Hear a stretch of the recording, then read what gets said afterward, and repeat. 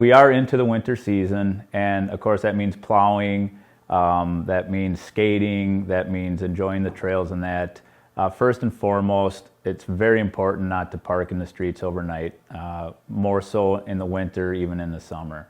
It makes it harder for the plows to navigate, and again, what we're trying to do is get the main roadways plowed so people can get to Main Street and then come back later and clean up, the collector streets. So again, keep your vehicles off the road. Do what you can to make their job easier. Keep stuff out of the plow right away, meaning don't keep your garbage cans right on the street, and don't put things in your yard or even decorations that the plows could take out because they're trying to get this done as quick as they can, and they don't want to have to go around obstacles. Also, if you have a fire hydrant in your yard, it's very important to keep that clean.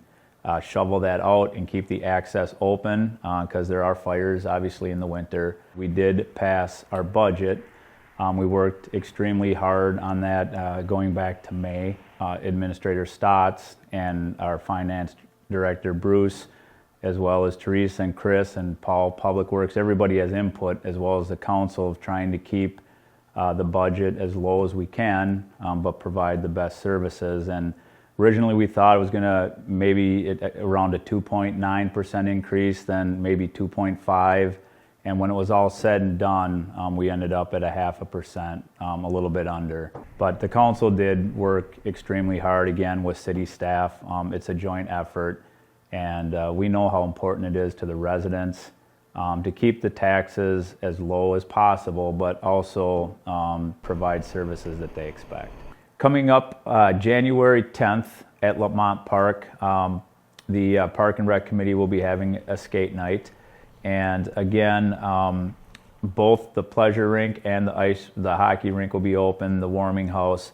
There's not going to be the horses this year, but they are going to have some other things that they're adding with sledding and some other activities from Wargo Nature Center. So again, it'll be a fun activity for the whole family to come to. It's free, and again, that is on January 10th, and then also they're going to do one on February 15th. Keep an eye on our website, CentervilleMN.com, our newly revamped website, much easier to navigate on, and it looks great. But obviously, we're at weather. If it gets very warm or it's extremely cold, they will usually reschedule. February 15th is the Lions annual ice fishing contest on Centerville Lake. Again, that is, kind of like in the summer, our Fête de l'Ox festival. The ice fishing contest is like the big winter festival. The best way to get their information is go to their Facebook page, just Centerville Lions, Minnesota. If you put that in, you will get to their Facebook page, and all the information's there, and you can pay at the door, so to say. So the council, going into 2020,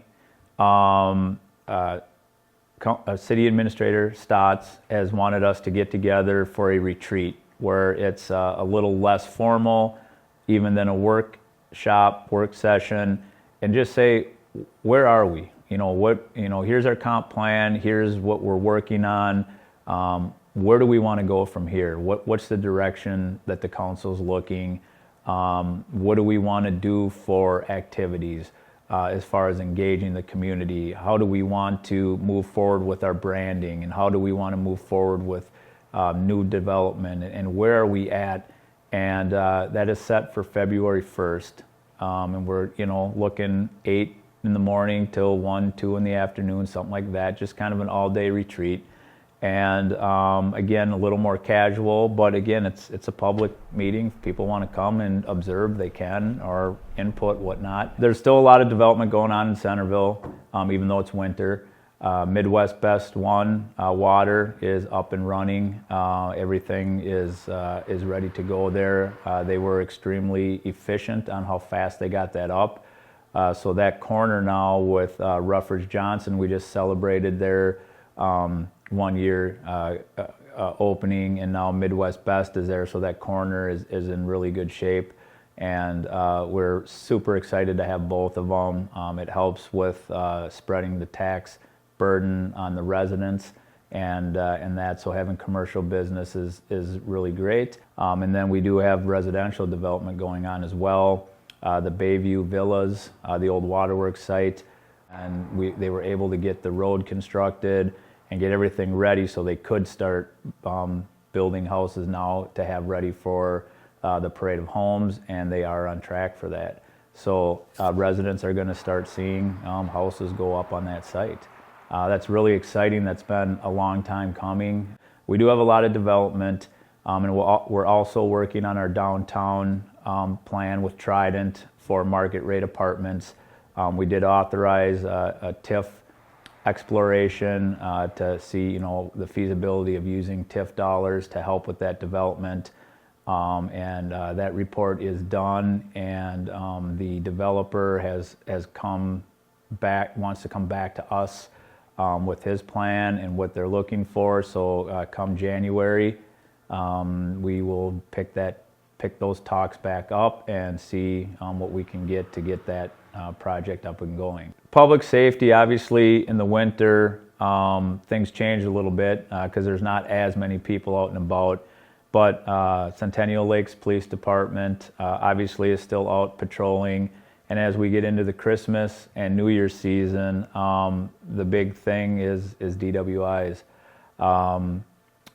Be safe out there. Whether you're a resident here or you're coming through to visit, the police are out. Both departments, the fire, Centennial Fire, Centennial Lakes Police, huge part of the community. They had the Centennial Lakes Fire Department. The program they did, was Circle Pines, and then they come through Centerville with the Santa truck, and it's all decorated, and obviously Santa's there, and they stop and pick up food, toys, cash, whatever people are willing to give to those less fortunate. And in both cities, they collected a lot of stuff. I'm so proud of the residents of Centerville for stepping up to the plate, and then the heroes and helpers with the police, helping kids and those less fortunate get Christmas gifts or get things that they may want. And again, they don't have to do that. They do it because they care. I'd like to end with this. I'd like to wish everyone in Centerville a Merry Christmas, Happy Holidays, and a blessed and prosperous New Year.